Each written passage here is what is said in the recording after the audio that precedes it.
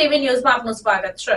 નેત્રંગ પોલીસે મોટા માલપોર ગામના રેલવે ફાટક પાસે વિદેશી દારૂ ભરેલ કાર અને મોપેડ સહિત બે ઇસમોને ઝડપી પાડ્યા। નેત્રંગ પોલીસ મથકનો સ્ટાફ પેટ્રોલિંગમાં હતો તે દરમિયાન બાતમી મળી હતી કે નેત્રંગથી રાજપારડી જવાના રોડ તરફથી એક સ્વિફ્ટ ગાડીમાં ઇંગ્લિશ દારૂનો જથ્થો ઉંડી ગામ થઈ મોટા માલપોર ગામ તરફ આવે છે અને વિદેશી દારૂ ભરેલ સ્વિફ્ટ ગાડીની આગળ એક સ્કૂટર પર બે ઇસમો પાઇલોટિંગ કરે છે।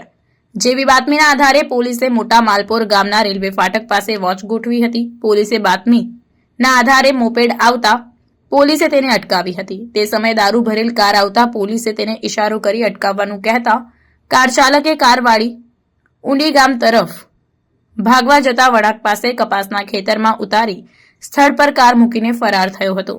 પોલીસે કારમાં તપાસ કરતા તેમાંથી વિદેશી દારૂની 480 નંગ બોટલ મળી આવી હતી।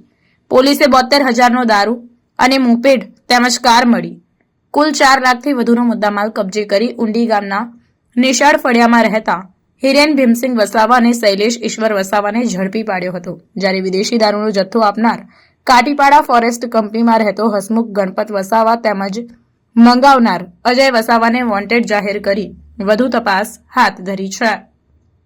રિપોર્ટર વિજય વસાવા, નેત્રંગ।